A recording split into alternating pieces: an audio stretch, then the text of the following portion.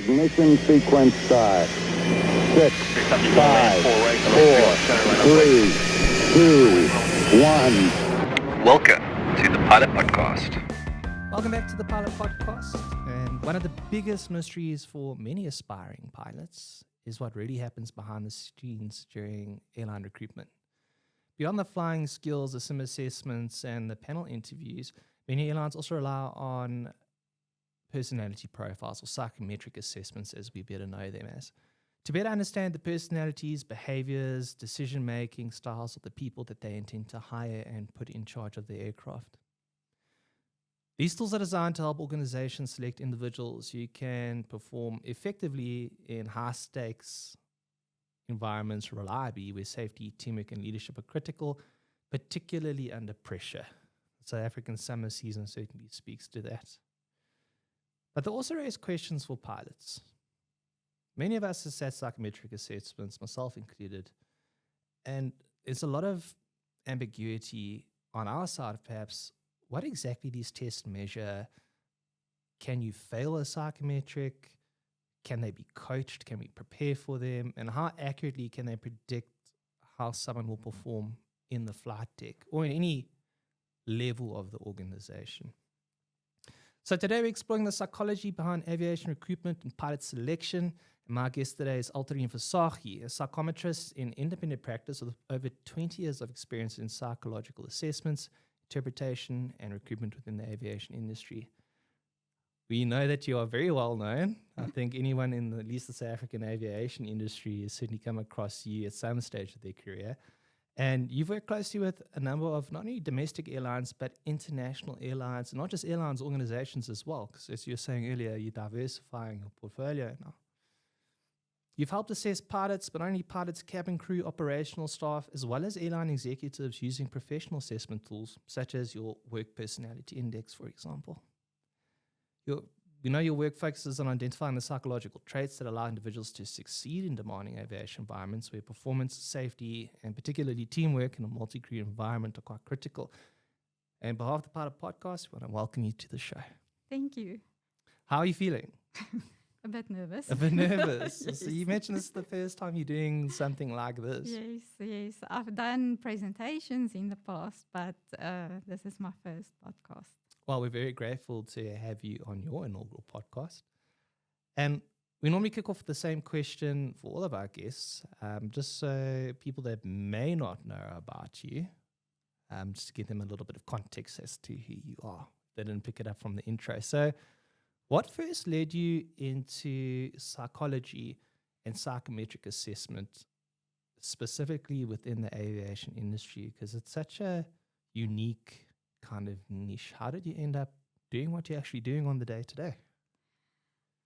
All right. So there is a bit of luck involved. So I started my degree part-time, studied through UNISA while I was working at SAA as a customer service agent.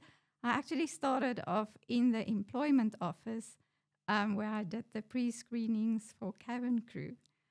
And that worked in numerous areas within the SAA departments, weekends on the tarmac for a little bit of extra money to pay for all the studies. And at one stage, I also worked in the clothing department in the evenings to issue uniform. So I've got a fairly good idea what happens in and around the airport. And in terms of selection, being involved in the employment office. So you were in the employment office assisting with screenings, and is that what kind of sparked the interest in psychometry?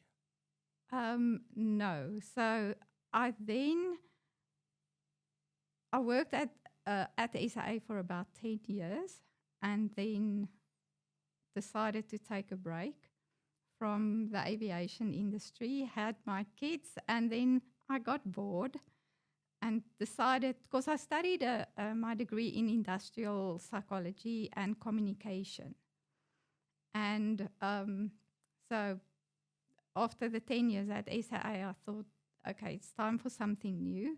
I had my babies, and while I had them, decided to study further. And that caused the main shift in terms of industrial psychology, going back to the clinical psychology side, where I then completed my honors degree in psychology and then specialized in psychometry.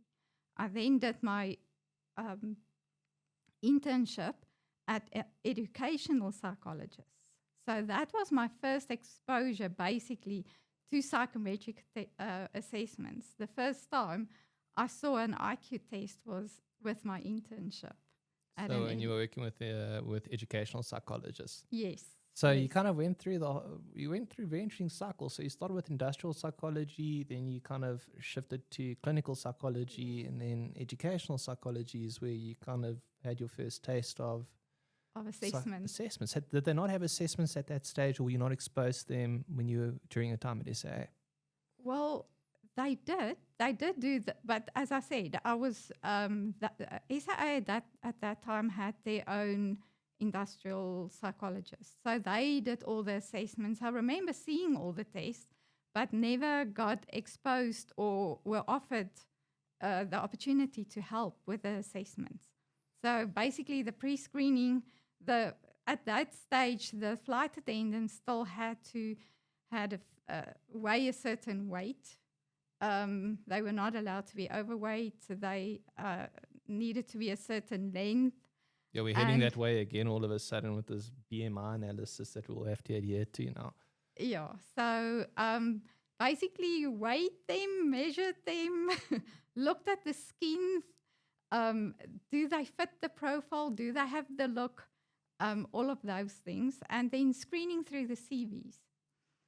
But then after I completed my honors degree and I did my internship at these educational psychologists, I then applied for a position at a university as a faculty manager, which I got. But I hated the admin. So I did that for about a year. And then after the year of admin and being the faculty manager, I said, no, rather give me a lecturing position because I think I'll like that more. So that's when my whole exposure and interest in the psychometrics then started, because psychometric assessment was one of the modules that I had to lecture, as well as research methodology. So they gave me the two subjects that everyone hated as students because of all the numerical side that's involved in your research methodology subjects, as well as a psychometric assessment. So I had to turn those subjects around to get students to like it. So before I could get students to like these subjects, I had to like it myself first. I suppose really understand it before teaching it. Yes. I suppose one almost kind of learns to understand a topic the more and more they teach it. When did you get out of academia and start moving into, say, practice? So I did both. For about 10 years, I lectured while doing the psychometric assessment. So how I got back into the aviation industry was that Dr. Horn did the Airlink psychs, and then he passed away. Oh dear. Yes. And they were desperate for someone to do psychometric assessments. And because I was always involved in aviation, and there were some of the managers that knew what I was studying, they actually contacted me and asked me if I knew of anyone that could help out with psychometric assessments, because they, in a little bit of a predicament, they need someone to assess. And that's where the luck came in, because the day that they phoned me was also the day that my students started with their study break. It was exams and then holidays, which meant that I had like a 2-month break before having to go back to varsity. And I said to them, well, I have time. I can come and help out. And that's where it all started. So I basically then did assessments. I changed my lecturing routine so that I lectured only 2 or 3 days a week, and I had some other days off that I could do psychometric assessments. And in the end, the assessments became so much that I couldn't cope with both. And then I resigned as a lecturer and then continued with the assessments. Stepped out full-time into private Yes. practice. Yes. In your role as, I suppose you'd be a psychometrist. Yes. What is the role of a psychometrist when overseeing a batch of candidates? For the whole assessment process? Yeah, so what is, let me phrase it a different way. So if I as a candidate come to an interview and I'm being told I need to sit a battery of assessments, what is your role during that process? Are you simply there to administer, or does it fluctuate depending on company or candidate? Can you get more involved, less involved? So what is strictly your role as a psychometrist administering the profiles? Okay, so the role of the psychometrist is much more than just administrating the assessments. That is just a small part of the whole process. So it basically all runs back to being appointed as the test administrator for the company, making sure that the company has got an assessment policy in place, overseeing that policy, because I need to make sure that the people receiving the reports are the people mentioned in the assessment policy. Psychometric assessment reports are highly confidential. It cannot be shared with anyone in the company. Those reports may not be on the general personnel file of the employee. So I need to make sure that all those things are in place before even starting the assessment. So normally the companies will invite the candidates for the assessment. They will book a date and time with me to come and do the assessment.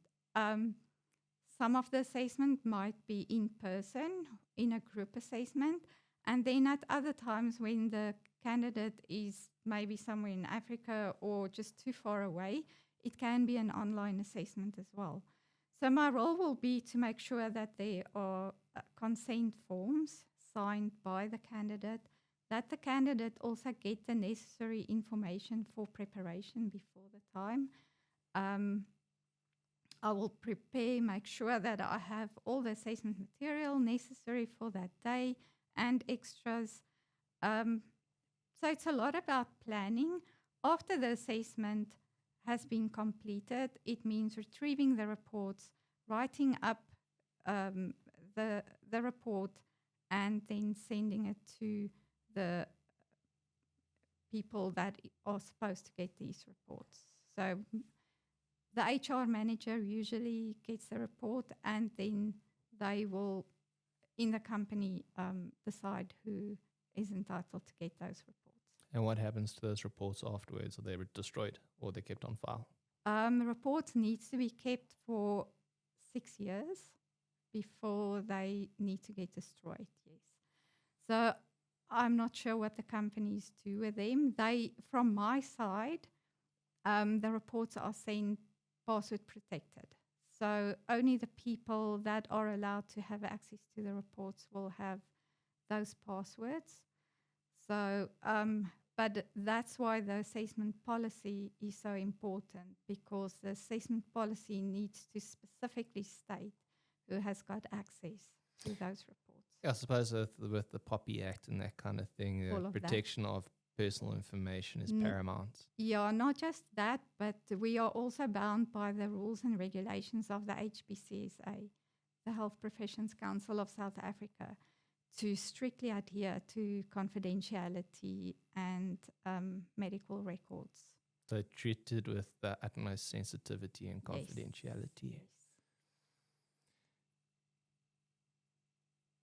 Can I, as a candidate, ever access my own report, considering it specifically has to do with me and my profile? Yeah, that's a tough question because according to the POPI Act, you are entitled to get your results. Okay. Not necessarily the report sent to the company. So the report sent to the company is usually written in terms of the requirements for the position for that particular role in that company. Also, the people receiving the report will get feedback on how to, or they will get coached on how to interpret the reports. So sending this report just to a candidate can do more harm than good, because the high possibility of misinterpretation of the results. And also, most of the time, the company doesn't want to get their profile publicly available.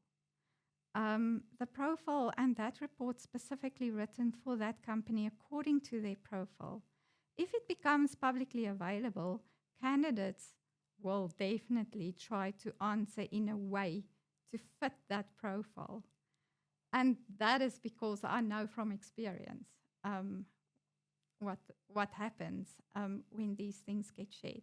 But yes, feedback, most definitely, because that's the only way that you can improve and develop yourself is by getting feedback. One of my instructors used to say the learning takes place in the debrief. I think in this instance is probably true as well.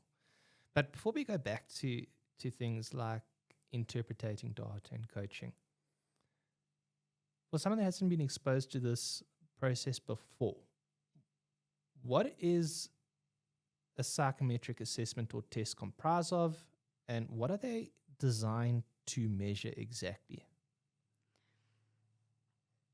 Okay, so we distinguish between hard psychometrics and soft psychometrics. Okay, so the hard psychometrics are your psychomotor abilities, your reasoning abilities, your cognitive abilities, your numerical abilities, all those things that can predict whether this candidate will be able to pass the training, whether they're a good candidate. So usually those type of assessments are the ones that we would use for your ab initios, for your cadets, those candidates that want to become pilots. So you want to see whether they do have the skills to be successful in the training. Training is very expensive. And instead of wasting a lot of money and you don't have the skill, rather do these assessments. Okay.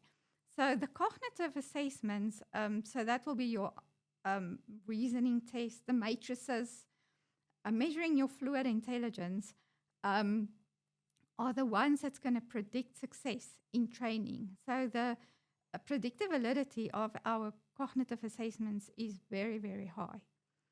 And that, if I can just give an example, that runs all the way back to World War II.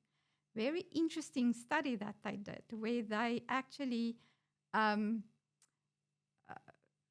wanted to experiment with the unselected. So basically what they did, during World War I, they just needed to get all the seats filled in the airplanes. So they just selected candidates without selecting them based on their assessment scores. So like you're an officer, you're a pilot now. You're an officer in cavalry, you're a pilot now. It was basically a first come, first served basis. So they did this, they did assessments with them, but it was hardcore. It was the psychomotor ability, the coordination, those stuff. So they did those assessments, but then they decided they need these seats filled. So they just took them on a first come, first served basis. And from the 1,300, only 23% of them actually passed the training. And then from from that 23% that passed the training, they then looked at what was the percentage of them that was prone to accidents. And 300% of those accident prone, or the ones that did make accidents, pilot error, were in the lower range of their ability scores, their aptitude scores. The 4 fatalities that they had, all of them were also in the lower third of the aptitude score. So you mentioned that there's your hard psychs and your soft psychs. Yes. So in a typical, say, professional airline environment, as it may be, what are you assessing there, and why? Okay, so in a typical airline assessment, we will always include a cognitive assessment. So mainly measuring the fluid intelligence. That is your intelligence that you are born with. It's your reasoning ability, it's your numerical ability. So it's not your acquired knowledge. So we distinguish between the fluid and the crystallized intelligence. Crystallized are the training, what you learned, what you acquired through training, and that you can apply from memory. But your fluid intelligence is that intelligence that you are born with. So when encountering an emergency situation, that is what's going to tell me whether this person can actually think on his feet and come up with a solution to a problem when they are presented with new information. So there are numerous studies that they did on the matrices, the puzzles, the abstract reasoning, where they actually took these pilots and assessed them, put them in the simulator. Obviously, you can't do this in real life. Put them in the simulator and then gave them a very difficult scenario where there was only one correct diversion point. And only those pilots scoring high on these abstract reasoning assessments were the one that could quickly enough identify the correct diversion point. Those scoring low were the ones that made mistakes. So you talk about matrices or matrices. Is that like your Ravens and that kind of thing? That's like the Ravens or the Matrichma. Yes. So what is that exactly? It is basically puzzles that forms a pattern. So there will be 3 rows, 3 columns, and then you need to identify the missing piece. Sometimes it only works in the rows. Sometimes you need to look at rows and columns. But it's basically finding the missing piece from pictures. There's no language, no calculations. It's only pictures. So that would be an example of your fluid cognitive ability. Yes, yes. And what else would you be using to assess that? And your, say, your spatial orientation, your reasoning skills. What else would you use to assess a candidate? Your fluid so your fluid intelligence, basically all your nonverbal assessments, where your acquired knowledge is your crystallized intelligence, more your learned knowledge. So that will be more the verbal stuff, the vocabulary, the training, the your knowledge test, your technical exam. That does not necessarily form part of your psychometric test battery. So that's why we focus more on the fluid intelligence. Also, the argument is that now I have 8,000 flying hours. Isn't that enough? Why should I do matrices again? Okay. And this person assessing me that knows nothing about flying, what does she know? And give me all these puzzles. So the important fact is that, yes, with 8,000 hours, you can fall back on what you've learned, on memory, scenarios that you've encountered in the past. But you still need that fluid intelligence, that reaction speed. If you encounter anything new, if you come into a difficult situation that you haven't encountered before. I think they call them black swan events, things that dual engine failure low level into the Hudson would be an example of that. Yes. No one ever experienced that before. No one knows how you're going to respond to that before, unless you are thrown into that position. Exactly, yes. Yes. what else would you use to, you said the Ravens is something you use to assess fluid intelligence. What else do you use to analyze fluid intelligence? So there are numerous assessments available. So your fluid intelligence will be all your abstract reasoning, non-verbal type of assessments. So pattern completion, series completion, all your non-verbal type of assessments will form part of that. What's abstract reasoning? Also reasoning with pictures, not words or sentences. And why do you use, say, abstract reasoning as an assessment? Why would you focus on pictures and not necessarily words? Because it eliminates the language problem. So assessing with puzzles and pictures gives you an indication of that person's fluid intelligence, but then it also eliminates the language, and you don't get a culture-free test. You get a culture-fair test. So it actually contributes to culture fairness. It's something that I can use across the globe because I assess pilots from many different countries. They're not all fluent in English. So assessing abstract reasoning, using the matrices, those type of assessments just help me to get an indication of this person's learning ability and his problem-solving ability without the language. So they can be applied universally. Yes. In your experience, because you mentioned that you assess globally for a number of different operators, what kind of personalities tend to be drawn into aviation more than others? And not necessarily mean that they're a good fit, just what kind of personalities are drawn to aviation in your experience, specifically the flight deck, and then aviation in general, say an operational perspective or cabin crew or even in the executive office? Okay, so I don't think that there is a specific candidate drawn to aviation. I've seen thousands and thousands of different profiles. I've seen pilots that are introverts. I've seen pilots that are extroverts. So I don't think that there is a specific personality that is drawn to aviation. We do, however, have a pilot profile that we see what successful pilots look like and what they should look like. Yeah.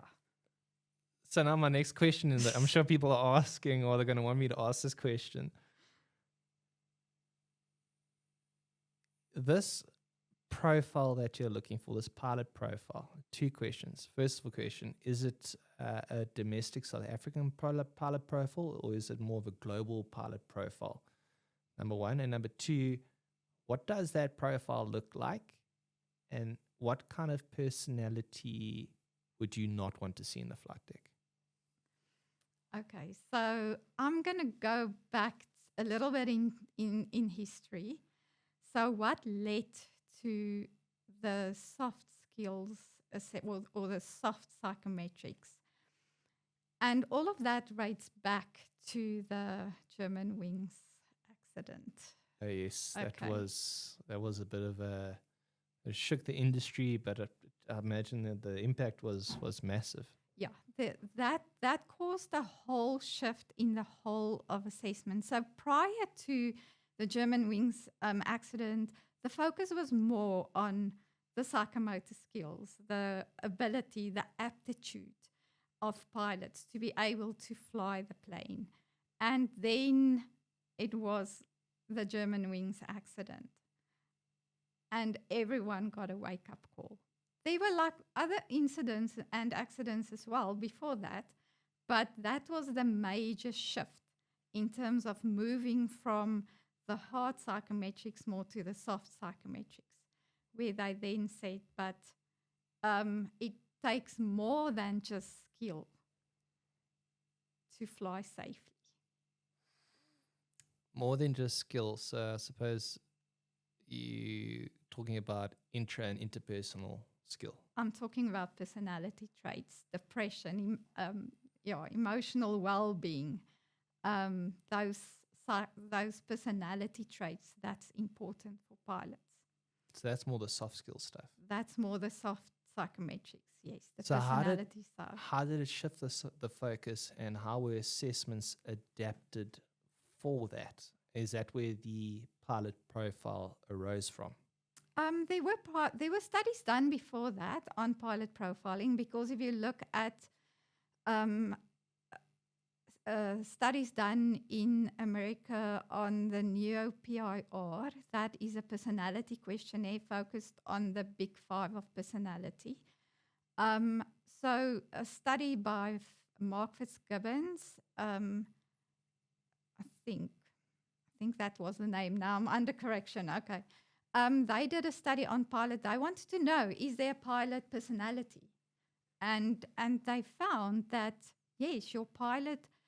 So they've assessed a whole number of pilots on the NeoPIR and looked for similarities and differences in terms of those characteristics and those traits. And they found that, yes, pilots scored definitely lower on your neuroticism scales, which is your anxiety, your depression, your impulsiveness, your vulnerability, and much higher on your conscientiousness. So that will be your self-discipline, your competence, feeling competent in yourself that you can fly, your rule following, your deliberation, thinking before acting. And then also some other factors as well, like trust. I mean, you need to trust your co-pilot. You need to trust the people on the ground. You need to trust ATC. So if you're not a trusting pilot, you're going to sit there in anxiety. Just stress yourself out completely. And then when things go wrong, I mean, you cannot do everything yourself. You need to trust the people around you to do what they're supposed to do. So trust, manipulation comes down to communication. So all of this, and then we got the Germanwings accident where the pilot deliberately flew into the mountains. Now that was murder, Alps. hey? Yeah, it was suicidal murder. So the captain stepped out of the cockpit to go to the bathroom when the first officer locked the door, and then he deliberately flew the plane into the Alps. So it afterwards, they realized that this was depression. I followed the whole Germanwings investigation, and he was booked off for depression. Before the incident, and subsequently returned to the flight deck. Yeah, so it's interesting to go do some research on that whole incident. But there were others as well, other suicidal incidents and they all had the same pattern. One pilot in the cockpit. If you look at your Egypt Air 1999, that also went into the Atlantic Ocean. Same thing. The captain left. First officer was alone in the cockpit and put the plane on a 40-degree nosedive into the ocean.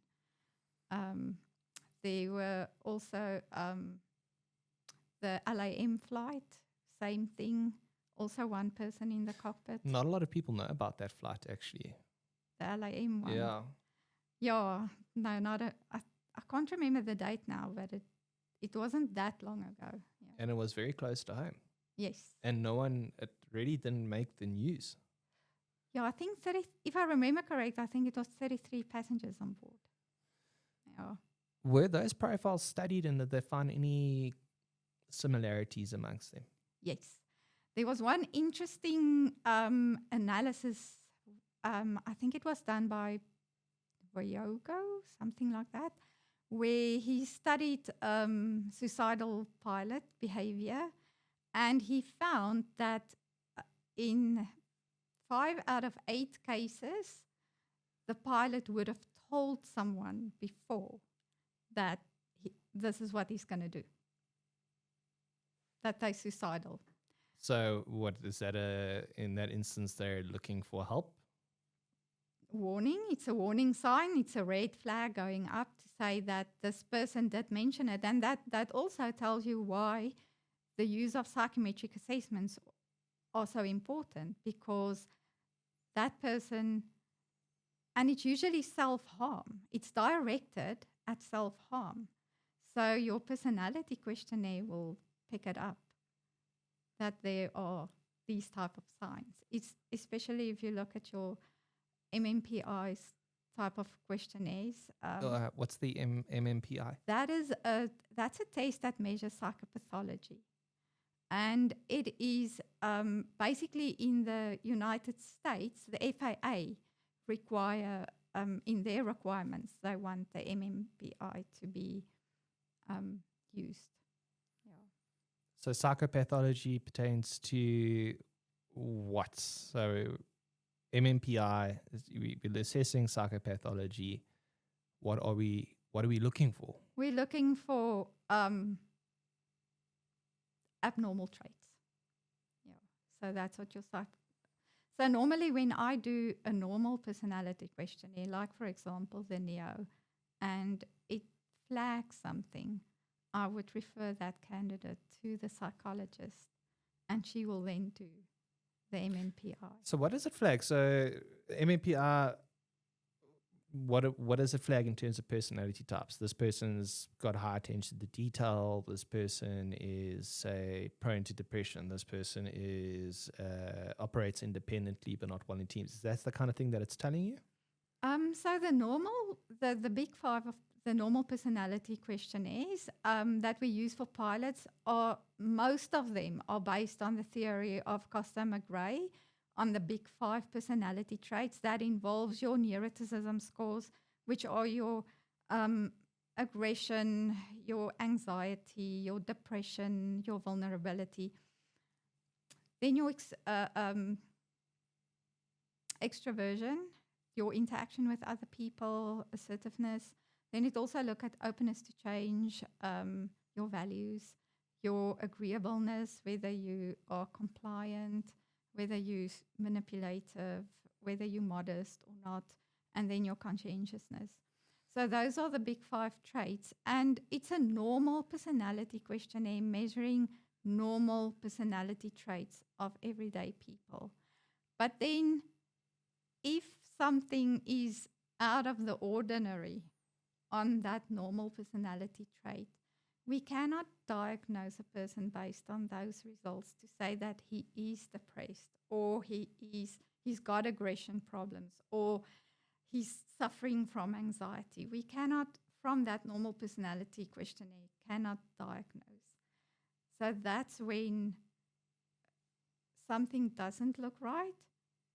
Let's refer to the psychologist to dig a little bit deeper into, is it something that is of a real concern, or is it something that has been caused by sudden environmental factors in this person's immediate environment? So you've discussed the kind of profile that is not suited to aviation. You mentioned neurotic, so anxiety, depression, anger issues, impulse control, or lack thereof. What is then the industry's ideal picture of a pilot profile? What does that look like, and what does that comprise of in terms of personality? Okay, so obviously different airlines has got different profiles. Different airlines has got different cultures. So the profiles of the different airlines will probably be different. Not probably, they will definitely be different. However, ICAO, the International Civil Aviation Organization, has set out 9 competencies that pilots need to adhere or need to have for safe operation of flights. Okay, for example, The 9 core competencies. yeah, the 9 core competencies, consisting of teamwork and leadership, communication, adherence to rules or application of procedures, and so on. So there are 9 of them. So therefore, the personality questionnaires that we use need to measure or need to be in line with those core competencies. Those are the same competencies which we graded off of in the debrief. Yes, those are the same. So we also need to make sure that the personality assessment links up to those core competencies. For example, application of procedures. Is the rule following high enough to follow those SOPs from a personality perspective? Communication. Then we look at things, for example, your concern for others, your extroversion levels, your manipulation, because all those things will impact communication in the end. Leadership, decision-making and problem-solving. So we'll look at your are you an analytical person? Are you deliberate? Are you going to make decisions impulsively? Do you have enough self-discipline? Are you organized? Because all of that will reflect on the way that you're going to solve problems. So all these personality traits need to link up and measure and make sure that they're in line with those 9 core competencies of ICAO. So ideally, that's the answer's been staring us in the face the whole time. We just didn't realize that that's what you're using. That's what we're using. And now, so in terms of psychometrics now and in aviation industry, so there are many different, shall I call it, like programs that run psychometrics for pilots. So you get the Compass. I'm sure you've heard about them. I've set the Compass, the advanced Compass. Yeah, so you've got them. So many of your Eastern airlines they're very fond of the Compass. Then you get the pilot, the PILA-P. That's also a pilot assessment test battery. Then the one that is actually getting some headlines at the moment is your DAT assessment test batteries of Symbiotics.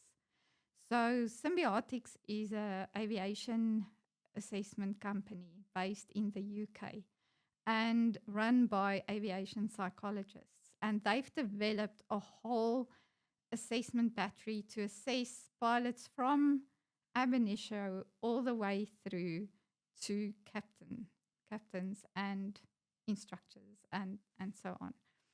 So all these tests link up, their personality tests link up with the ICAO competency. So that's what we need to assess, whether those competencies are there.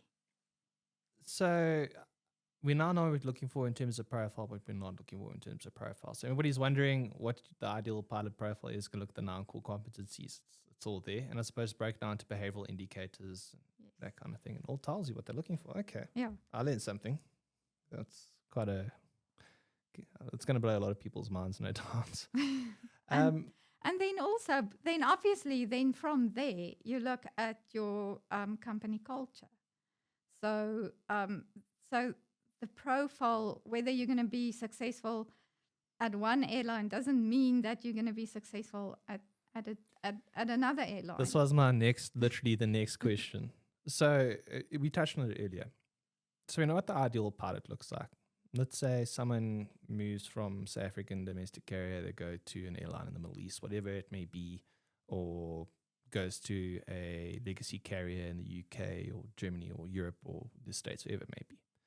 They go and make some good money, they want to come back. They sit an assessment at a South African operator and found to be unsuccessful. How does that work? How does someone that's gone through industry flown domestically, flown internationally, flown with people from all around the world with vast experience on different platforms, then come back to a local operator and has been operating successfully around the world and not be found successful or the right profile for that organization? So, as I say, different airlines has got different requirements in terms of what they want in their pilots. And most of the problems that these airlines experience are in terms of personality, teamwork, that they have a specific profile. So let's take, for example, in the same company, a medevac and a contract pilot. So for your medevac pilot, you would need someone with a little bit more compassion. He's got a patient on board that needs medical attention. He needs to be a team player, but a team player not just with his team, but with the medical staff on that plane. So that's a different type of person that's going to be able to do that from your contract pilot that, say, for example, gets sent to Afghanistan. There you need someone that is low in anxiety and someone that will follow the rules, but also someone that can take calculated risks, for example. So it depends on where you fly, what type of aircraft you're going to fly. If it's a single crew, then obviously your teamwork is not going to be that high of a necessity, because that single pilot needs to be someone that can do everything. He should also not be too high on egotism if he's going to play the role of the baggage handler as well as the flight attendant. So there are definitely different types of personalities that will be successful in different organizations. And maybe this person coming back with all these experiences, it is just not what fits his personality, and it's not what the airline is looking for in terms of what they want in their pilots. Can an airline override the personality assessment in the recruitment process, or is that set in stone? The final decision is never just the psychometrics. You cannot make a decision just based on psychometrics. It's got to be a holistic assessment. So they need to look at psychometrics as well as the sim check, the interview, background information. All of that plays a role in the final decision. Okay, so you might not necessarily sit within the profile, but it doesn't necessarily mean you're not going to get the job. I have had pilots coming to me and said, I've been unsuccessful. And then when I pull the profile, then I see, but the psychs wasn't the problem. It must have been either the sim or the interview or something else that they didn't like. So it's not necessary that if you don't get the job offer that it is the psychometrics. If you fall outside the profiles, it's still possible to get the job? Or does that depend on the operator? That will depend on the operator. Yes. So a lot of people, psychometrics are stressful, job interviews are stressful. We saw post-COVID, and we were speaking about it earlier, obviously a massive shock to the industry. Someone come say they've been unemployed for 3 years. They come to the interview process. This is their one chance to get a job. Naturally, there will be a degree of anxiety about it. Does that reflect in the assessment? And if so, how can someone manage those or that mindset to mitigate its impact on the assessment? Because often the entire livelihoods are riding on this one opportunity. So it definitely does have an impact on your psychometric test results. That anxiety may reflect if it is an anxious person and if he worries a lot. So that anxiety will definitely show. But that's when I will also refer to the psychologist to say, please just check this out. Is it just because this person has been unemployed? Because then you understand that this person's going to have anxiety and worry and maybe a little bit of depression. But if it's like, is it good anxiety or is it bad anxiety, if I can put it like that? So you can differentiate between the two. You can differentiate between the two. But that's not something that a normal personality questionnaire will pick up. That will be something that the clinical psychologist is going to pick up through her interviewing and the assessment test that she's going to use. So the clinical psychologist. Yes. You mentioned the psychologist. Yeah. I thought you were the psychologist. I'm the psychometrist. So Yes. when would I be referred to the company psychologist? It depends. There can be, let's say, for example, that the company, no one's perfect. Okay, so no one's perfect. There will always be areas of development. So let's say, for example, the company has identified some essential traits that they want to be, it should be there, and maybe some very important traits that needs to be there at the time of employment. But now you meet with all the criteria except one or two little things, nitty-gritty things. Okay. So then, for developmental purposes, I might refer to the psychologist or the clinical psychologist to say, please have a look at these results and can you please address these concerns? And determine, is it really a concern or not? Just verify these results for me. So in that instance, I go off to this individual and assesses me. Either it's not a problem or they work on developing it. Then what's the ultimate outcome of that? Would I then be recommended again for the position to say that those concerns have been addressed, or do I have to reset the profile or the battery of assessments? No. So usually in my recommendation, I would put, please send to the psychologist for verification, and then the company or the airline, the HR department will then contact the person to say, please go visit the psychologist just for verification purposes. So the person will go there. She will then do her assessment and then refer back to the company to say, yes, everything's fine, or we need to address certain areas that's been flagged in the test. Okay. And then based on that, the company can make the assessment. Exactly. Yes. Let's say I'm unsuccessful. Bang. I don't work at, say, I went to carrier A. Unsuccessful there. Yes. Now I get an opportunity with carrier B because the industry is booming, as it was for the past year, 2 years. It's seen quite a remarkable change from where it was 3-4 years ago, if you don't want to talk about. I get there and then they say, we identified that you have sat profile carrier A and you are unsuccessful. We can't assess your carrier B. Why does that happen?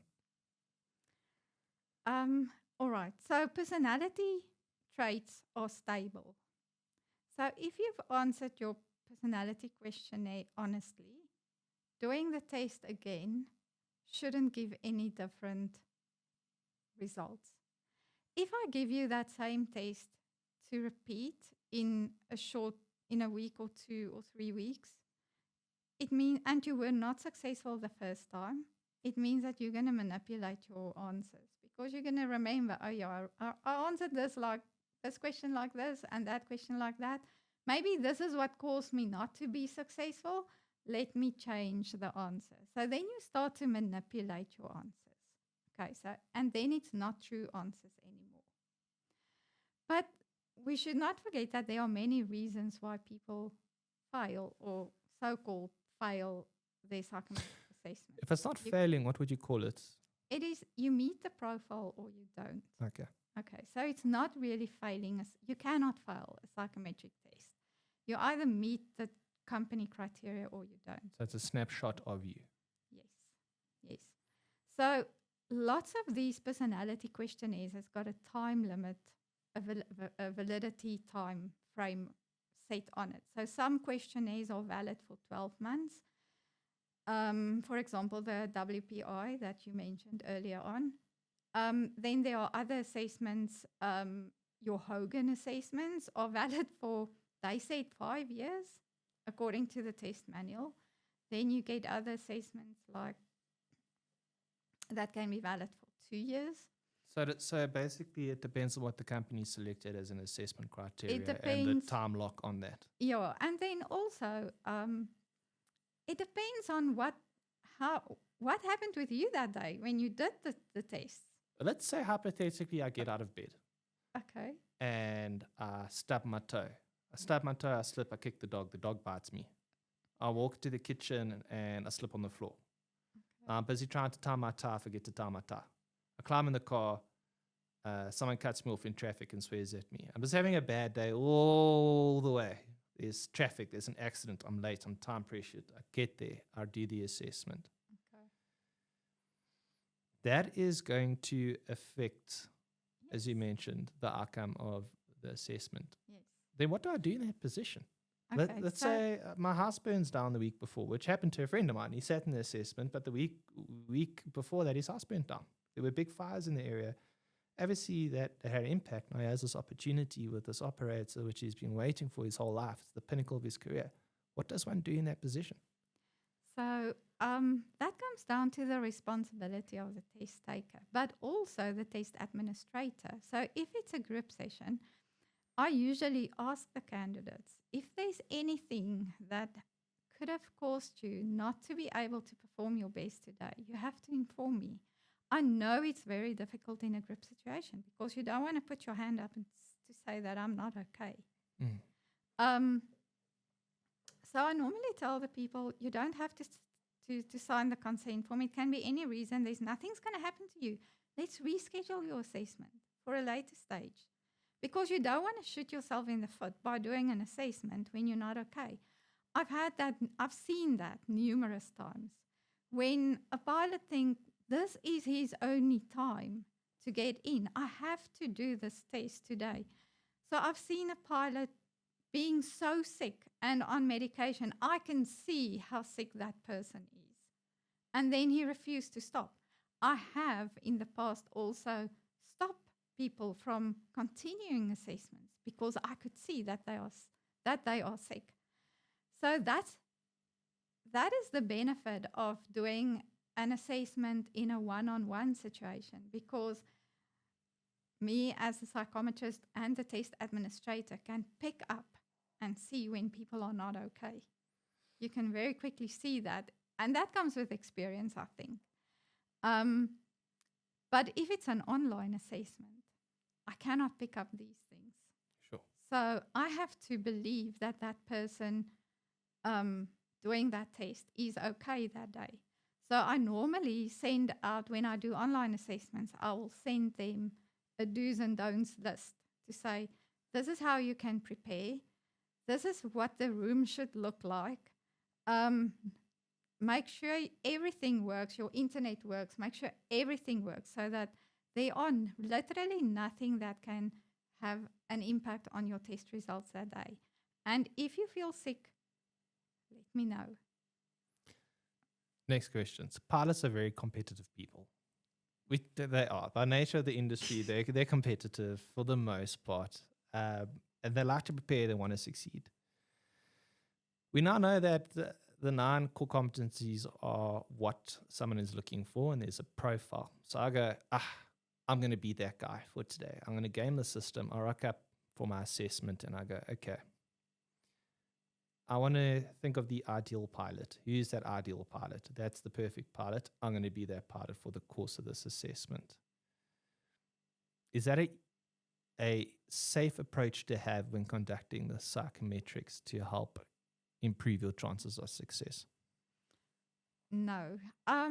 So lots of pilots think that they can manipulate, and they think that they should answer what they think they should answer. Or what they think the profile might look like. They've got no idea what the profile look like.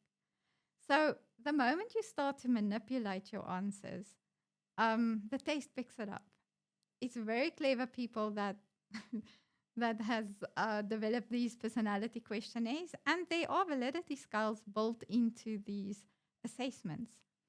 So I often get it, and that's from my point of view, that's maybe the majority of the times that people did not get the position because they faked their answers. They try to play it safe by selecting only the neutral or the middle answers. They think that nothing can go wrong if they do that. The other problem that I have come across quite often, pilots talk. Everyone wants to give everyone else a little bit of advice. Oh, no, don't do this. If you answer this way, you'll make it. If you just select these answers, then you're going to be okay. So they share all this information about psychometric assessments that they actually know nothing about with each other. And that's when everything goes wrong. Because numerous times when I've given feedback to candidates that did not meet the profile, the problem wasn't because that there was anything wrong with them. The problem was they didn't listen to my instructions. They listened to what their buddies told them to do. They didn't tell me that they were feeling sick. They didn't tell me that there was someone that passed away in their immediate family. Happened to a friend of mine. Close immediate family member passed away a week before the psychometrics. But Desperation. he felt compelled because he needed this opportunity. But you say in that instance, you just flag it. Or Yes. So desperation sometimes causes pilots to not meet the criteria because they are so desperate, they are so eager to get this position that all the other important things around the assessment get ignored, and that is so important. So the day that you do your assessment, you need to be well prepared. You need to be on time. You need to make sure that your equipment works if it's an online assessment. You need to inform the assessment practitioner if anything is wrong, that you will not be able to give your best. And there will always be an opportunity to do the psychs at a later stage. so taking advice from your buddies is not the best idea. No, definitely not. So let's say I do the assessment at airline A. I'm unsuccessful. They say try again in 18 months. But imagine 18 months. And I'll go do my job doing whatever it is I'm doing, flying in all corners of the world. And the opportunity comes around again. I don't know what went wrong. If I can't take advice from my buddies, who can I take guidance from? So you ask for feedback on your psychometric test results. So according to the POPI Act, you are allowed to get feedback on your psychometric test results. As That's I not said, necessarily the report. no, it's not the report, but you are entitled to get feedback. So I have, in my entire 15, 20 years that I've been doing psychometric assessments, never said no to any pilot that wanted feedback on his psychometric test results. There's always, that's the only way that you can actually develop yourself. You need to know what went wrong, where did I go wrong, what happened. And as I said, that is when I get the most information from people that do not meet the criteria. It's because, oh yeah, but look how you answered.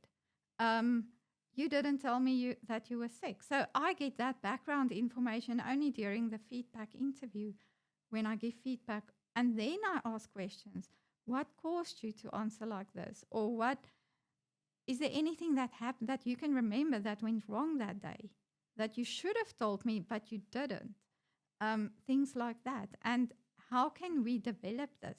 And then sometimes it's necessary to refer to the psychologist to say, listen, there's some developmental needs. The psychologist that works with the company. Well, Or that the company refers to. Yeah, usually that will be the best person to refer to, because that that psychologist will know what that company profile looks like. And especially go to someone that works in aviation, because not all the psychologists are familiar with the pilot profile, and what are important to assess and what should be in line for your pilots in terms of personality. So it's important to go to someone that's got experience in that field. So, okay, I get my results. Say I'm low in impulse control, and I don't know what these things look like. What would be an example of things I would need to look at as an example? Not me specifically, just. Okay. All right. So a single score means nothing. You cannot say because of a single score that this person is this or that. So let's take, for example, impulse control. So yeah, you are a little bit impulsive, maybe. So that means that you're not always going to think on your or think things through before you make a decision. So you know what? Sit on your hands before you do something. But let's have a look at the rest of your scores. So let's say, for example, you are impulsive. You're also a risk taker. You're not a rule follower. And you're aggressive. Okay, that changes the whole picture, because now it becomes a risky. You see signs of counterproductive work behavior here, because now this person's not going to follow the rules because he's not a rule follower. He's going to impulsively make decisions. And let's say, for example, he's got high external locus of control. Then he's going to blame everyone else for things that go wrong. I have met those people. So it's always not a single score. It will always be a combination of scores. You cannot, a single score means nothing. It's always how does all the other scores look around the score that's going to make the person behave either risky or counterproductive or not. Okay, I have 2 more questions. Okay. So, my opportunity comes up again. I then go to the psychologist that understands the profile to kind of identify where my weaknesses are and grow and develop to fall within the profile. Yes. What is the line between helping someone prepare or helping someone develop themselves for the profile versus gaming the results of the personality assessment? Like, where does the line be drawn? Okay, so we've seen some really good results coming from development. So I've seen a lot of pilots that have referred to the psychologist that's went through developmental programs, whether leadership or anger management, how to manage certain behavioral traits. So we've seen some really good. And I think there's also been a change in terms of many years ago, going to a psychologist was like, it wasn't a nice thing to do or to say. It was like a stigma attached to that. But I think today, with the whole focus on mental health and wellness, there's a whole shift.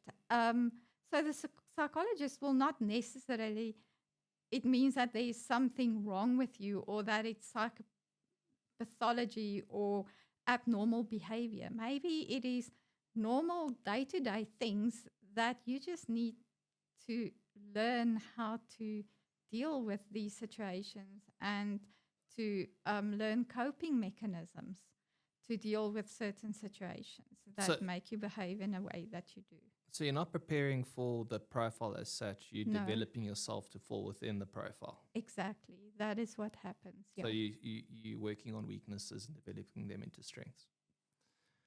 Okay. Most definitely. And then, in terms of preparation, yes, yes, for certain tests you can prepare. So, for example, that you're doing the symbiotics assessments, which is called the ADAPT. They have on their website practice tests. It comes unfortunately, with a cost. But Most things do, yeah. yeah, but they have practice tests. So if you know that airline is doing the ADAPT test, then go onto their website, check, is there any practice examples that I can do that will just help me? But it will not be a personality questionnaire. Personality is stable. That's not something that you can coach or that you can learn or develop. It will be more the hard psychometrics. It will be the memory, the puzzles, the numerical reasoning, the verbal reasoning. It will be all those types.